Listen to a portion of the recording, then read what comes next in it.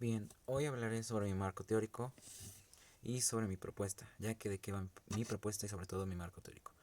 El nombre como tal y el título de este marco teórico es la mejora de técnica de golpeo de knuckleball a través de sesiones de entrenamiento de potencia. Muchos se preguntarán como tal qué es el knuckleball. Básicamente, el knuckleball es una técnica de golpeo que hace que el balón haga movimientos serpendientes en el traslado del momento de la pelota y del tiro libre. Otra cosa, cabe recalcar que el knuckleball también se origina a través del béisbol. Obviamente si pasas este nombre de la traducción del inglés al español sale bola de nudillos. Ese es el nombre original. En el béisbol es el mismo objetivo que el del fútbol. Va haciendo la pelota un recorrido en el cual va haciendo movimientos serpenteantes. Ojo, pero también recalcar que también esto se origina ya que la pelota no hace ninguna rotación, para nada, pero sí va haciendo este movimiento al momento de hacer la pelota. Ya que como tal es una técnica de disparo en la cual el jugador intenta patear la pelota con un poco menor de rotación de la pelota. Por ejemplo, hay muchísimos ejemplos a día de hoy. En su tiempo, hace muchísimos años, jugador brasileño, Juninho Pernambucano, fue el que empezó a practicar este tipo de tiros, básicamente aplicándolos con la zona del empeine. Así es, básicamente la zona de las agujetas, que es la manera más sencilla en la que se puede aplicar este tiro. En la actualidad, Cristiano Ronaldo son los jugadores con excelencia que más han practicado este tiro libre, ya que es más sencillo aplicar ese knuckleball. Bien, ¿cuál es su definición del knuckleball? Como tal, es un tiro que se aplica a través de un tiro libre. Se puede aplicar también en situaciones de juego, obviamente en movimiento, pero es un poco más sencillo aplicarlo en un tiro libre, ya que la pelota está completamente parada y por lo regular, básicamente este tipo de tiros es una mayor distancia. La recomendación de que este tiro se llegue a aplicar es alrededor de más de 20 metros. ¿Por qué? Porque entre más corta la distancia es más difícil que el balón haga una menor rotación y ese movimiento serpenteante al momento de que vaya la pelota hacia la portería. Y como tal, ese tipo de movimiento lo hace de arriba hacia abajo para que el portero no pueda identificar hacia dónde va la pelota. Imagínense simplemente un tiro que vaya así, que no rote el balón y vaya de arriba hacia abajo, básicamente. Ese es el objetivo y de la definición del knuckleball de lo que es. Hay muchísimos tipos de knuckleball.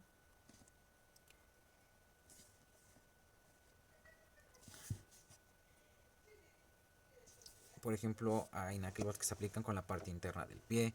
Y por ejemplo, en este tipo de golpeos, el empeine ya se empieza a dividir en más zonas. Empeine interno, externo, casi pegándole más o menos a los tres dedos. Como les comento, la parte interna también se empieza a subdividir en distintas partes. Entonces, dependiendo cómo se le da más o menos curva, más recto o más curviado, arriba o más abajo. Entonces, estos tipos de knuckleballs, por lo regular, simplemente se elabora con el contacto de una parte central del pie. ¿Por qué? Porque muchos de estos golpes se aplican con el empeine, básicamente. Porque el empeine es la parte más dura de nuestro pie. El empeine, básicamente. Porque, por ejemplo, hay futbolistas que llegan a meter la pierna de una manera más recta, más lineal, un poco más curva. Entonces, como tal,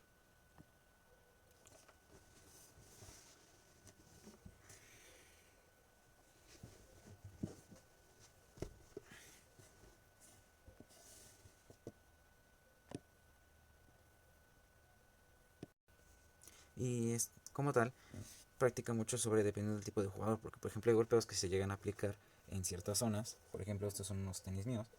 El empeine para que se aplique el knuckleball es la zona de las agujetas, porque de las agujetas, como les comenté, es la parte más dura del balón.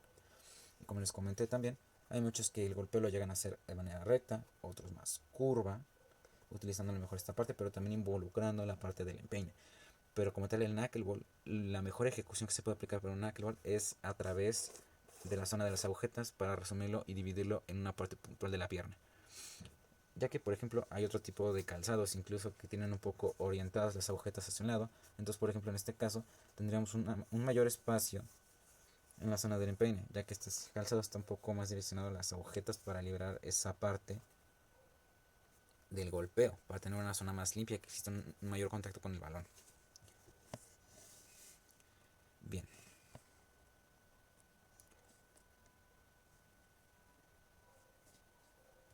Sobre cómo hacer un knuckle. Esto está dividido entre distintas fases. La primera sería sobre todo la marcha, la impulsión de la pierna.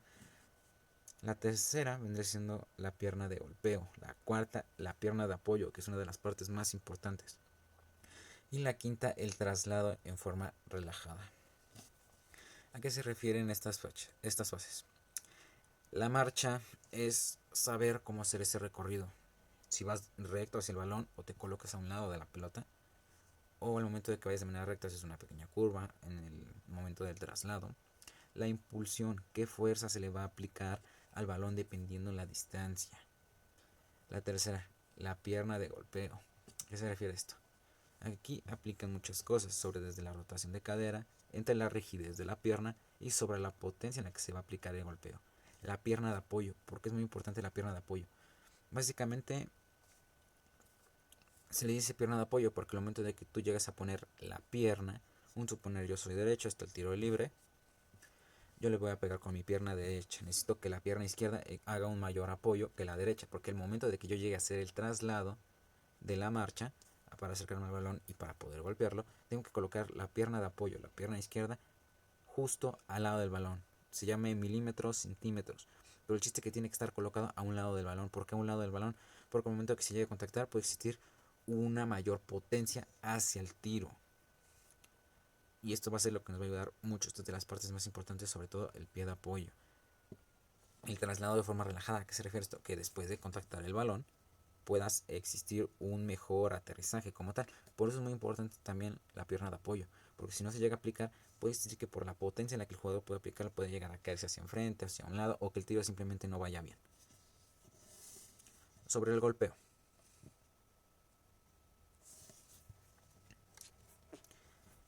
Básicamente, describiendo el tipo de golpeo, es la pierna que se golpea haciendo una flexión de sobre todo de la rodilla y que se inicia con movimientos rotando, dependiendo del tipo de golpeo, se puede rotar la pelvis o incluso no, o simplemente rotar la cadera. Incluso, aparte de las flexiones, se puede utilizar sobre todo los cuádriceps, que es de las partes más importantes que nos ayuda a este tipo de golpeos, ya que también se aplica sobre todo a la extensión de la rodilla y al momento de que el pie contacta con el balón. Sobre los tipos de golpeo, básicamente debe de existir una mayor rigidez durante el remate del golpeo, ya que es un factor muy importante para conseguir un mejor golpeo y así poder distinguir básicamente entre si es más fuerte, menos fuerte, con curva o simplemente colocado. Entonces, como tal, es básicamente eso.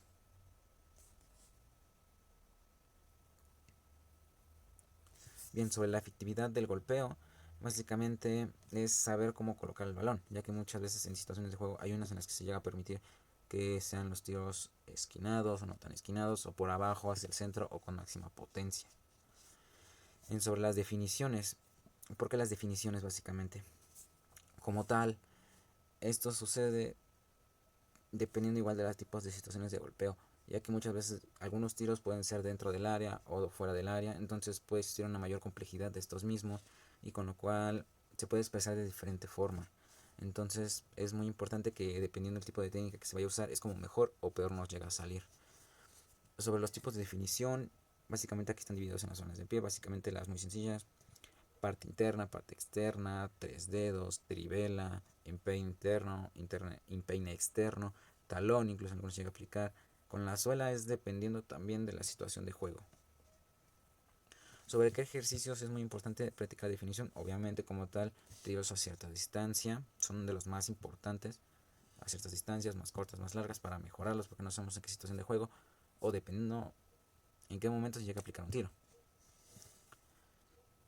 Sobre la eficiencia de tiros a distancia, en tiros a distancia la colocación resta cantidad de segundos porque es un disparo a lo mejor más largo, en el cual tiene que agarrar a lo mejor un poco más de curva, entonces es un poco más complicado que sea con puntería o colocado. Por lo regular muchos aplican la potencia porque el balón todo el tiempo se va a mantener en una potencia recta, un suponer, entonces va a mantener una velocidad bastante constante con la cual el portero obviamente no va a poder a lo mejor agarrar ese tiro, por más fuerte que vaya. Incluso aunque le llegara a atajar, se puede llegar a desviar el tiro y puede caer en gol.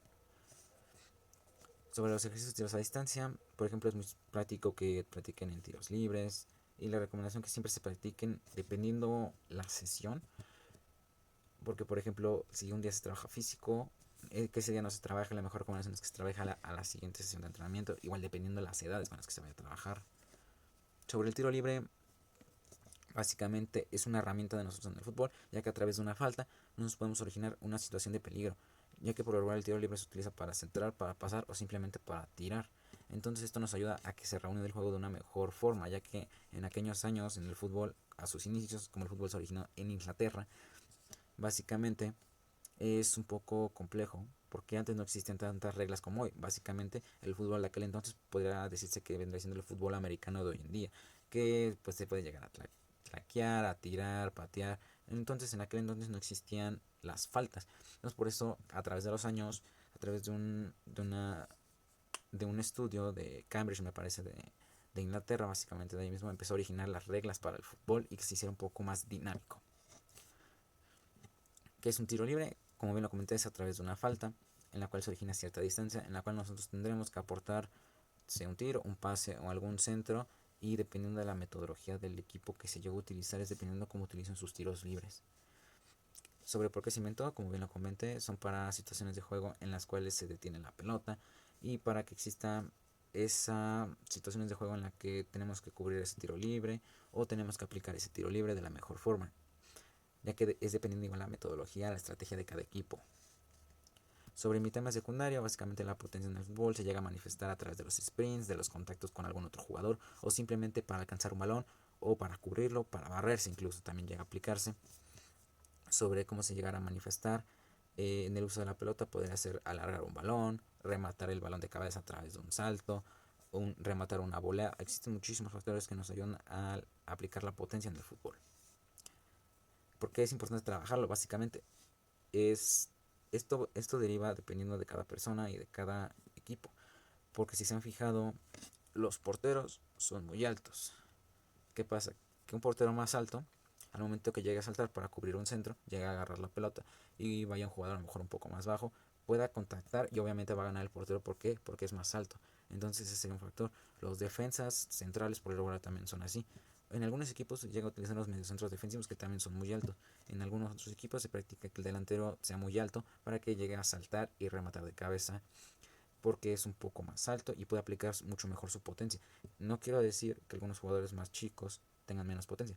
En el caso, hay muchísimos jugadores que son más pequeños, que tienen una técnica de golpeo buenísima, ya que su centro de gravedad de su cuerpo está más cercano al suelo. Entonces, para contactar la pelota, tienen una mayor potencia si es que la llegaran a trabajar más. Para aplicar los momentos correctos de la potencia, básicamente sería en disputas de juego. ¿A qué me quiero referir? Entre competir en un jugador contra otro. Llámese barridas, en ganar un balón por arriba, incluso hasta para poder cubrir un tiro. La fuerza que nosotros aplicamos de la potencia que se llega a aplicar al momento de trasladar y hacer una barrida, hacer un sprint o simplemente estirarse para tapar algún otro tiro, es lo que muchas veces nos ayuda en este tipo de situaciones, ya que se pueden hacer en recuperaciones de juego para hacer otra mejor jugada y así puede hacer una mejor táctica para el equipo. Básicamente como para recuperar balones, poder hacer un objetivo como tal. Sobre potencia específica. Aquí, por ejemplo, algunos se dividen en grupos musculares, como pueden ser los cuádriceps, que son de las partes más importantes para el contacto del balón. Entonces, como tal, es muy importante que nosotros apliquemos una potencia en cierto momento, ya que muchas veces pasa que algunos jugadores piensan que enterrando más el pie al suelo van a correr más rápido, y básicamente no, es dependiendo también de la técnica y en qué momento se va a aplicar la técnica, porque dependiendo de cómo corren es como más aplican o no la potencia, ya que algunos jugadores literalmente corren de puntitas porque el pie tiene un mayor apoyo para correr así.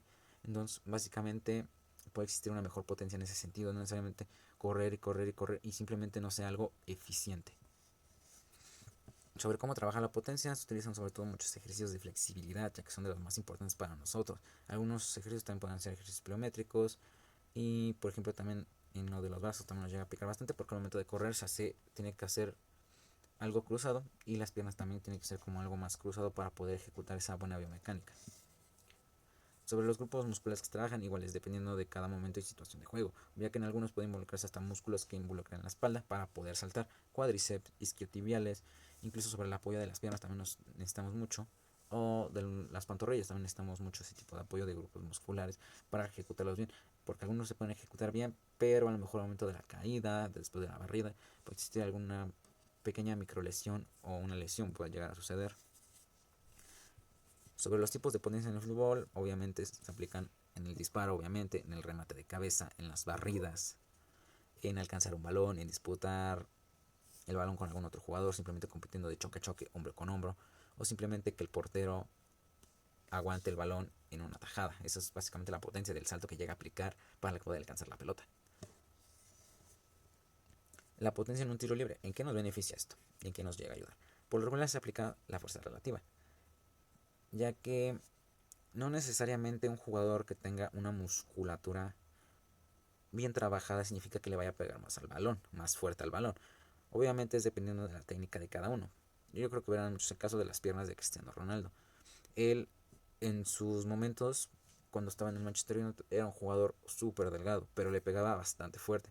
¿Por qué? Porque tenía la técnica. A través de que llegó al Real Madrid a través de una lesión, fue como fue mejorando físicamente, pero también fue agarrando una mayor potencia porque se trabajó de una manera balanceada con el objetivo de poder ganar esa mayor potencia. Ustedes han visto cómo le pega con el empeine básicamente, entonces esos tiros básicamente son imparables y no siempre los coloca siempre en la escuadra. Por lo regular, a lo mejor en la distancia entre el balón y el portero llega a ser un poco mínima, pero porque el disparo es muy potente. En sobredefinir con potencia la portería, como les comento, es dependiendo, es igual, básicamente más, se trata más de la maña que tú le tengas y en qué momento se puede aplicar, porque a lo mejor un tiro muy cercano puede entrar a gol perfectamente, porque se aplica la potencia en una distancia muy corta, pero si se llega a aplicar a lo mejor en una distancia muy larga, se vuela, da al poste o a lo mejor no llega. Igual, en este caso es también dependiendo en la situación de juego, porque muchas veces pasa que a lo mejor otro portero es bastante bueno y lo que toca básicamente es reventar, es lo que a todo el mundo se le hace más fácil, y con lo cual cómo aplicar y definir esta parte. Ya que la portería se divide en distintas zonas, dependiendo de cada persona es cómo se divide la portería. Algunos la pueden dividir en 4 partes, en 6 o incluso hasta en 9 partes se puede dividir la portería, en medio, abajo o arriba, o en 2 abajo y arriba, la típica que todos no sabemos. Pero por lo regular, los tiros de mayor potencia es muy importante que los apliquemos siempre en las zonas bajas. ¿Por qué en las zonas bajas? Porque el portero siempre va a estar parado y como tal no va a alcanzar un balón potente y abajo, que es más complicado agarrarlo. Sobre nuestra mejora de técnica de golpeo para poder aplicar este tipo de fuerzas, bien se platicó, es para ayudar a ese rendimiento en los tiros libres, ya que se aplica la potencia como tal, ya que se aplica una resistencia a través de la pelota. Igual es dependiendo del tipo de pelota, dependiendo del tipo de material, si es termosellado, cosida o simplemente material pegado, o incluso si el balón llega a tener cierto grosor de distintas formas, como se le rota o se le puede pegar más fuerte. Básicamente, en algunos casos hay ciertos futbolistas que colocan la pelota con la válvula orientada hacia ellos para que simplemente con el peine se le pegue. ¿Por qué? Porque si tú le pegas en la parte de la válvula al balón, sale más fuerte el tiro. Roberto Carlos es un ejemplo bastante bueno, que es el que siempre acomoda su balón así para que le pegara un poco más fuerte. Sobre los ejercicios para la mejora en potencia de golpeo, básicamente se pueden aplicar en ejercicios en los que puede existir un cambio de ritmo. ¿Por qué un cambio de ritmo? Para que se empiece a mecanizar ese tipo de movimientos que son muy sencillos. Para correr, para desplazarse, incluso hasta para saltar de remate con la cabeza pueden ser bastante buenos. Pueden ser algunos sentadillas explosivas, incluso ejercicios pliométricos también aplican en algunos ejercicios, no todos, pero es muy importante que aprendamos a cómo aplicar la potencia, ya que nos puede dar una mayor ventaja hacia otros jugadores. Básicamente, si hay un jugador que sea de complexión delgada y sabe aplicar la potencia correctamente, puede ganarle a uno que tenga una mayor musculatura o un poco más de tejido adiposo, en algunos casos de los que estamos hablando del sector amateur. Sobre mi propuesta, ¿en qué me basé? Primero, dividí mi sesión por mes en 3 mesociclos en actividades destinadas, ya que voy a trabajar yo a mis niños cada vez que los veo. Estamos hablando de mis muchachos de alrededor de entre 12 y 17 años de edad hasta el día de hoy. Porque está dividido en 3 mesociclos, ya que básicamente vamos a estar trabajando un mes completo con ciertos ejercicios, ya que los veo 3 veces a la semana y por lo regular sábados y viernes en algunos casos llegan a tener partidos. ¿Cómo los dividí?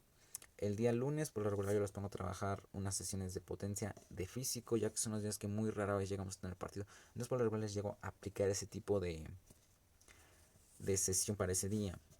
El miércoles prácticamente les pongo actividades más técnicas. ¿Por qué técnicas? Porque es muy importante que apliquen sus mejoras de técnicas de golpeo. En este caso, la que yo les estoy dando es la de knuckleball. Entonces, es muy importante para mí que lleguen a trabajar la mejora de técnica de golpeo de potencia de knuckleball, básicamente. El día viernes, como tal, es una combinación entre físico y técnico. Para que no exista para que exista una mayor variedad en los ejercicios, ya que pueden llegar a aburrirse en algunos casos, pero básicamente los ejercicios que yo les pongo es que sean un poco más dinámicos, en algunos son en situaciones de juego, entonces básicamente estos niños de hoy en día básicamente lo que quieren es jugar, entonces es completamente entendible eso. Y ya que estamos dividiendo a través de aquí, son obviamente las 3 semanas, yo los veo desde las 4 de la tarde hasta las 6 de la noche dependiendo, más o menos. Aquí están destinados solamente una adecuación destinada hacia la sesión de potencia que se vaya a trabajar, ya que cuento con los días de descanso de martes y de jueves. Por dar una pequeña introducción de más referente y más específica a mi tabla, aquí la llegan a tener.